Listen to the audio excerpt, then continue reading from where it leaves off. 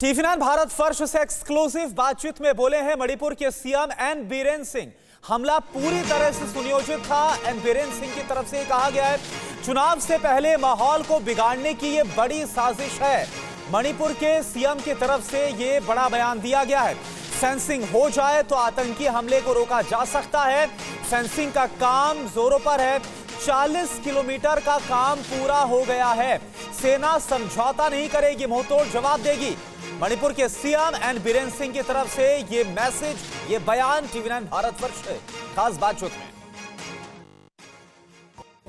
शहीदों की शहादत को श्रद्धांजलि देने के लिए खुद मणिपुर के सीएम एन बीरेन सिंह यहाँ पहुँचे हैं। सर, अगर मैं आपसे पूछूं, क्योंकि आप पैरामिलिट्री में रहे हैं लंबे समय तक, आप स्पोर्ट्समैन भी रहे हैं, आप पैरामिलिट्री में रहे हैं, आपका ज़्यादा लगाव रहा है सैनिकों को लेकर, क्या कुछ आपको महसूस हुआ जिस तरीके का इंसिडेंस हुआ है? ये नहीं, ये इस तरह का एक्सीडेंट जो ये नहीं होना चाहिए। अभी वायलेंस का टाइम नहीं है। वायलेंस करे तो टेररिस्ट को हो, जो भी हो, अपने भारत ये कंप्रोमाइज़ नहीं करते और कंप्रोमाइज़ नहीं करेंगे।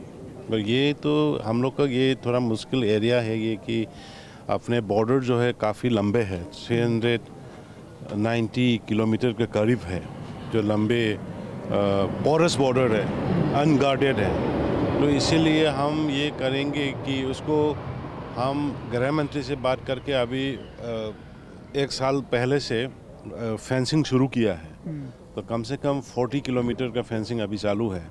तो अगर ये फेंसिंग ठीक से ख़त्म हो जाए तो ये this kind of terrorism act from the border side can be prevented. इसको हम संभाल सकेंगे। सर, 2015 में भी हमने देखा था इस तरीके के सैनिकों को अटैक करना। एक बार फिर हम देख रहे हैं इसी तरीके से। क्या आपको लगता है कि पूरी स्ट्रैटेजी थी, क्योंकि उनको सारी मूवमेंट की जानकारियाँ थी, इन्फिल्ट्रेट करके आए करीबन 3 से 4 किलोमीटर के अंदर वो हमारे एरिया के अंदर?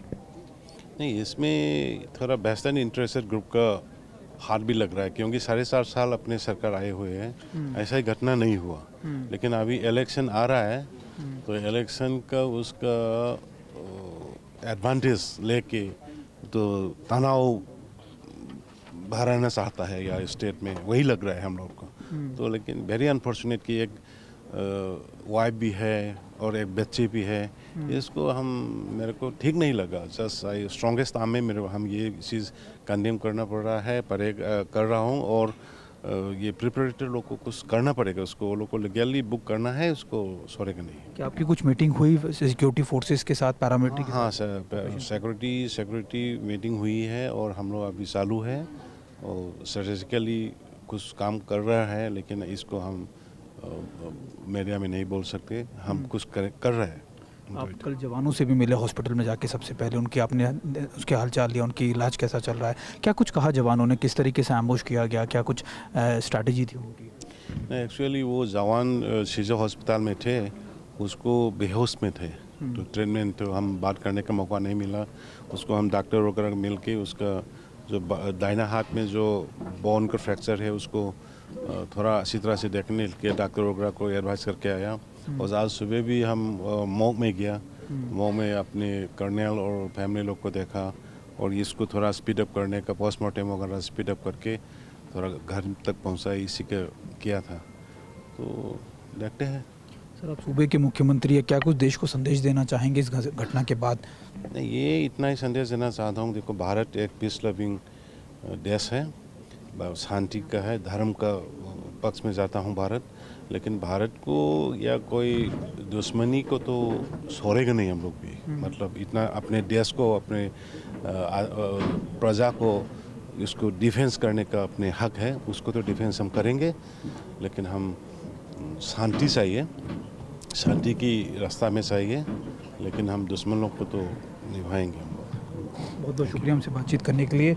ये सूबे के मुख्यमंत्री थे, साफ तौर पर बता रहे थे कि ना सिर्फ हम शांति प्रिय देश हैं, लेकिन अगर ज़रूरत पड़ी तो हम उसका जवाब भी देने के लिए तैयार हैं। और ये जिस तरीके से स्ट्रैटेजी तैयार की या फिर पूरी जो षड्यंत्र तैयार किया गया, इसका जवाब देने के लिए हम बिल्कुल तैयार, और जल्द ही इसका जवाब दिया भी जाएगा।